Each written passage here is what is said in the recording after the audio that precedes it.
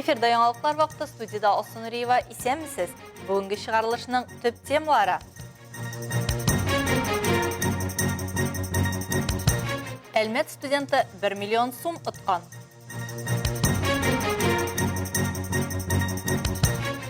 Ознакайда ұйықбаш акциясіне йомғақ ясалды.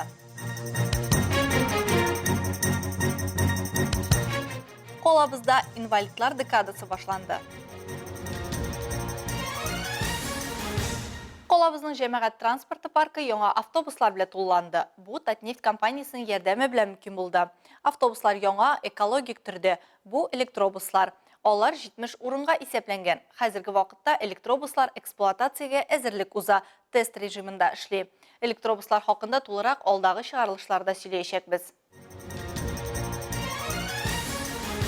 Әлмәт политехник техникумы студенты 1 миллион сум ұтқан. Биредә білім алышылар профессионаллар деп исемләнгән һөнәри осталык буенча чемпионатта һәм большая перемена озын тәнәфес бөтен Россия бәйгесендә җиңү яулап кайтты.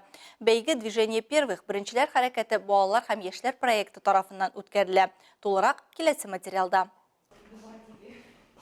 4 этаптан торган озын тәнәфес дистанцион һәм барып катнашу форматында узган. Катнашучылар Ульяновск һәм Түбән Новгород шәһәрләрендә үз көчләрен сынаган. Әлмәт политехник техникумы әлеге бәйгедә 3 ел рәттән катнаша. Финалда катнашу өчен уку йортыннан 11 студент китә. Барыста җиңүче һәм призер статусларында кайта. Әмма бәйгенең төп җиңүен 4-нче курс студенты Айгиз Хәбибуллин яулады. Ул 1 миллион сумлык бүләккә ия булды.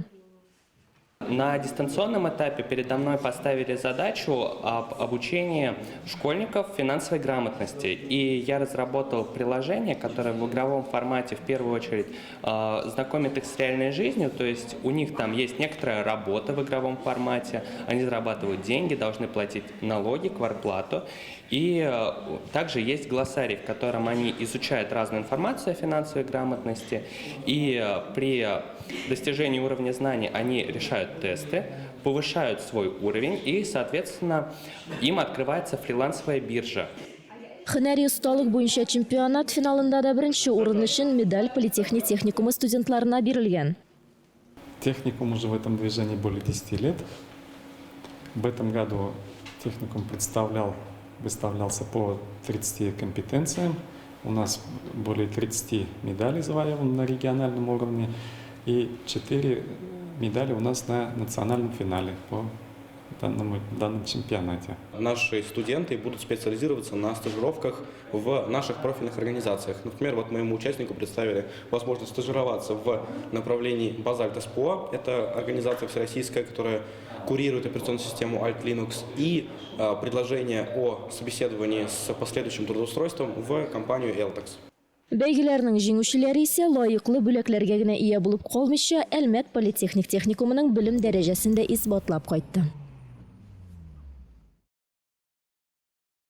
Район башлыгы Тимур Нагуманов үзгә балаларга белем бирә торган 19-нчы коррекция мәктәбендә булып китте. Аның максаты инвалидлар декадасы кысаларында узган шашка буенча Әлмәт районы беренчелегендә җиңүче укучыларны котлады һәм истәлекле бүләкләр тапшырды. Уку йорты калабызда 1981 елдан бирле эшли һәм бу еллар дәвамында сәламәтлек мөмкинлекләре шикләнгән балаларны укыту һәм адаптацияләү белән шөгыльләнә. Хәзерге вакытта мәктәптә 262 бала белем ала. Башлык уку йортында булдырылган мөмкинлекләр белән танышты. Алар өчен булдырылган профильле уку сыйныфларын күрде. Бирдә укучыларны балта осталыгына, тегү эшенә, чәчәк үстерү серләренә өйрәтәләр. Башка хезмәт күрсәтү өлкәсе хезмәтләре белән таныштыралар. Яңа ел мөгъҗизага бай бәйрәм. Аны барысы да ел буе түземсезлек белән көтеп ала. 27-нче янгын коткару бүлеге хезмәткәрләре бәйрәм мөгъҗизасын үзләре ясарга карар кыла һәм Әлмәт балалар йортында тәрбияләнүчеләр янына кунакка килә. Аларга федераль янгынга каршы хезмәт отряды һәм 15-нче янгын коткару части булыша. Тулырак алдагы минутларда. Чараның беренче өлешендә янгын сүндерүчеләр балалар йортында тәрбияләнүчеләргә янгын техник коралны һәм техниканы күрсәтте. Балалар янгын сүндерү җайламаларын кызыксынып кулларына алдылар. Алар белән куллану кагыйдәләрен өйрәнделәр. В преддверии Нового года хочется как можно больше, чтобы они улыбались. Все-таки их жизнь немножечко обидела, поэтому мы хотели бы их внести яркие, солнечные какие-то моменты в жизнь. Янгын сөндірушілер котлаулы янгындар һәм аларның ни өчен килеп чыгуы турында сөйләде. Ни өчен янгын куркынычсызлыгы чараларын үтәү һәм һәркемнең җаваплы булуы никадәр мөһим икәнлегенә игътибар юнәлттеләр. Мы с вами договаривались, что вы будете поднимать ручки. У нас сейчас идет пора отрицательных температур. Это, естественно, все начнут сейчас включать всевозможные электрические приборы, нагревательные приборы, отопительные приборы. Ну и, конечно же, провести противопожарный инструктаж с детьми, рассказать о правилах поведения при пожаре, ну и просто пообщаться с детишками. Шараның икенче өлешендә балалар Кыш бабай һәм Кар кызы өчен шигырьләр сөйләделәр, җырлар җырладылар һәм яңа ел тылсымчыларыннан бүләкләр алдылар. Вы выучили стихи? Вы готовы к году? Давайте, кто первый? Я. Кто по кровле обещал, в 40 шагов соломы зашумит, кто как путник запоздал, нам на кошке настучит. Бүгінгі шара балалар үшін бик мөһим. Алар бұл пожар вакытында үзләрен ничек тотарга, ничек итеп һәрберсенә хәбәр бирергә, бөтенсен аңлап торырга тиеш. Шуның өчен дә бик зур рәхмәт әйтәсе килә кичәнең пожар базасына.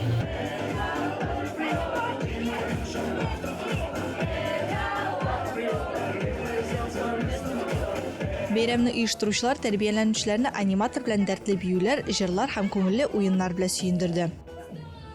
Когда нам показывали пожарную машину, мне понравилось, как она сигналила. И там были много всего для пожаротушения. Вот. И после мне еще понравилось отгадывать загадки.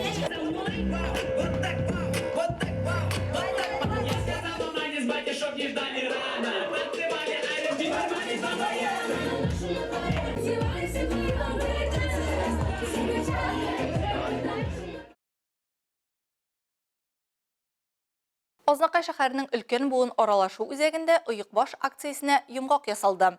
Акция халыклар бердәмлеге көненә багышланып, бер ай дәвам итте.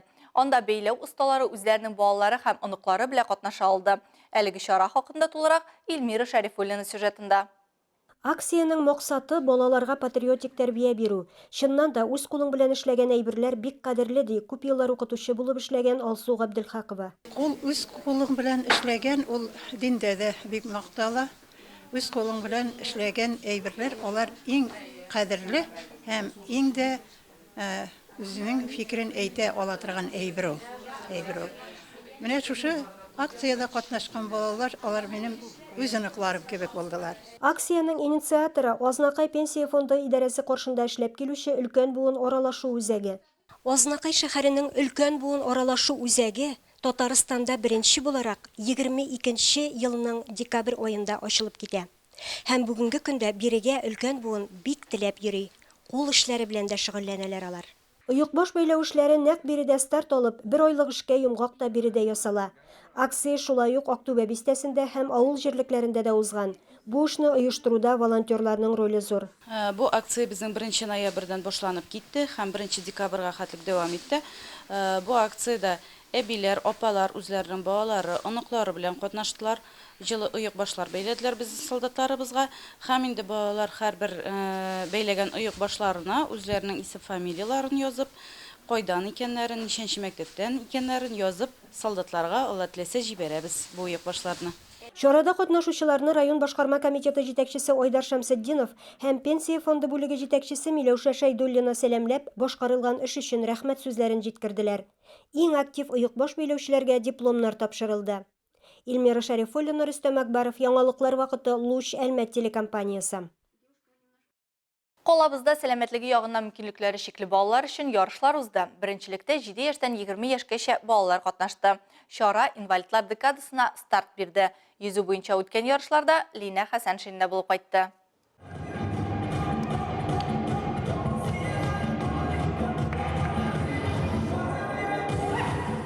Ел сайын 1 декабрдан 10-сына кадәр Россиядә инвалидлар декадасы уза. Ул 1992 елдан 3 декабрда билгеләп үтелә торган Халыкара инвалидлар көненә багышлана. Кышның 1 көннәрендә үзенчәлекле кешеләр, бигрәк тә балаларга аеруча күп игътибар юнәлтелә.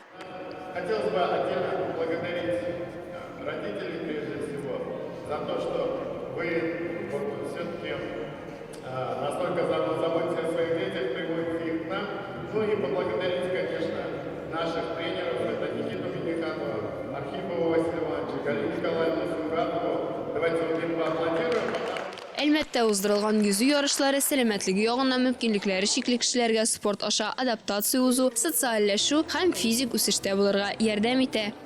На развитие ребенка это очень влияет, так как ребенок развивается не только физически, ответственность, дисциплина в первую очередь нужна для таких деток, как мы. У нас это получается.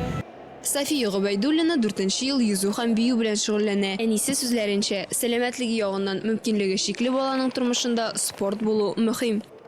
Учителя довольны, тренер доволен, очень благодарны всем, кто окружает ее, кто старается ей помочь в ее развитии. Мы ее очень любим, она у нас молодец. Колабызда йөзү буенча оештырылган ярышлар паралимпия спортын үстерүгә һәм актив тормыш рәвешен алып баруны популярлаштыруга юнәлгән. Балалар 5 төркемдә чыгыш ясады. Иң җитез катнашучылар өчен йөзү федерациясеннән бүләкләр әзерләнгән иде. Лина Хәсәншин, Рафаэль Сафин, Яңалыклар вакыты, Луч Әлмәт телекомпаниясе.